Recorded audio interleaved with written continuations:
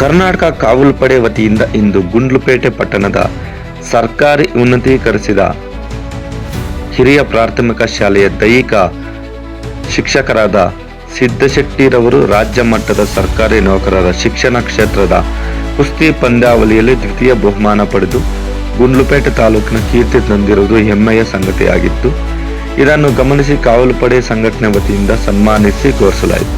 ಈ ಸಂದರ್ಭದಲ್ಲಿ ಕ್ಷೇತ್ರ ಶಿಕ್ಷಣಾಧಿಕಾರಿಗಳಾದ ಟಿ.ಆರ್. ಸ್ವಾಮಿಯವರು ಮಾತನಾಡಿ, ಕಾವಲು ಪಡೆಯ ಕಾರ್ಯವೈಖರಿಯನ್ನು ಮುಕ್ತ ಕಂಠದಿಂದ ಶ್ಲಾಘನೀಯ ಎಂದರು. ಕಾವಲು ಪಡೆಯ ತಾಲೂಕು ಅಧ್ಯಕ್ಷರಾದ ಎ.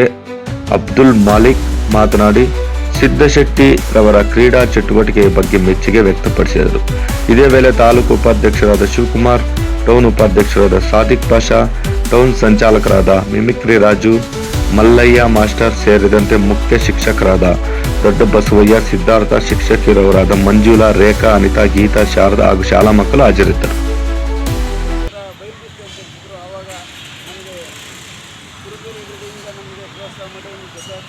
ಅಲ್ಲಿ ಕುಸ್ತಿಯನ್ನು ಮಾಡಿದಾಗ ನಾವು ಅಲ್ಲಿ ಬೆಳಕು ಬಂದಾಗ ಇಲ್ಲಿ ಶಾಸಕರನ್ನ ಕೇಂದ್ರ ಸುಬ್ಬಣ್ಣವರೆಲ್ಲ ನಮ್ಮನ್ನು ಬಿಟ್ಟು, ಶಿವಪ್ಪ ಅಂತಿದ್ರು, ಅವರೆಲ್ಲ ನಮ್ಮನ್ನು ಬಿಟ್ಟು ಮೈಸೂರಲ್ಲಿ, ಬೆಂಗಳೂರಲ್ಲಿ ಮತ್ತು ಇಲ್ಲಿ ಮಹಾರಾಷ್ಟ್ರಕ್ಕೆಲ್ಲ ಕರ್ಕೊಂಡು ನಮ್ಮನ್ನು ಕುಸ್ತಿ ಮಾಡ್ತಿದ್ರು. ನಾನು ಓದಬೇಕಾದ್ರೆ ಡಿಗ್ರಿವರೆಗೂ ಕುಸ್ತಿಯನ್ನು ಮಾಡ್ಕೊಂಡೆ. ಆ ಕಲೆಯನ್ನು ನಾನು ನೀರಿಂದ ಕಲಿತು ಅದನ್ನು ಬೆಳೆಸ್ಕೊಂಡೆ. ಹಾಗೆ ಇಲ್ಲಿ ಶಾಲೆಯಲ್ಲಿ ಕಳ್ಸೋಣ ಅಂತ ಹೇಳಿದ್ರೆ ನಮಗೆ ಅದೊಂದು ಮ್ಯಾಟು ಹೇಳಿ ನಾವು ಸುಮಾರು ಸರಿ ಒಂದು 10 ವರ್ಷದಿಂದ ಬರೆದಿದ್ದೀವಿ. ನಮಗೆ ಮ್ಯಾಟ್ ಕೊಡ್ತಾ ಇಲ್ಲ. ಅದರಿಂದಾಗಿ ನಾವು ಮಕ್ಕಳಿಗೆ ಇದನ್ನು ಮುಂದೆ ಬೆಳೆಸ್ಕೊಂಡು ನಮಗೆ ಈ ಒಂದು ಕಾರ್ಯಕ್ರಮವನ್ನು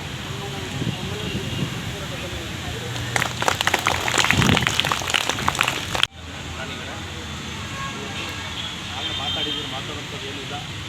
ಆಲ್ರೆಡಿ ನಮ್ಮ ಕೇಂದ್ರ ಶಿಕ್ಷಣಾಧಿಕಾರಿಗಳ ನಮ್ಮ ದೈಹಿಕ ಶಿಕ್ಷಕರಿಗೆ ಭಗವಂತ ಆಯುಷು, ಆರೋಗ್ಯ ಎಲ್ಲವನ್ನು ಕೊಟ್ಟಿದ್ದಾರೆ. ಈ ಒಂದು ಏನು ರಾಜ್ಯ ಮಟ್ಟದಲ್ಲಿ 2ನೇ ಬಹುಮಾನ ಪಡ್ಕೊಂಡಿದ್ದಾರೆ.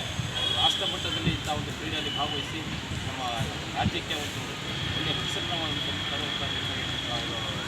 ಮುನ್ನಡೆಯಲ್ಲಿ ಅವರಿಗೆ ಭಗವಂತ ಭುವನೇಶ್ವರಿ ಕೃಪೆ ಸದಾ, ಭುವನೇಶ್ವರಿಯ ಕೃಪೆ ಸದಾ ಇರಲಿ ಅಂತ ಹೇಳ್ತಾ ಮಾತು ಮುಗಿಸ್ತಾ ಇದ್ದಾರೆ. ಜೈ ಕನ್ನಡ.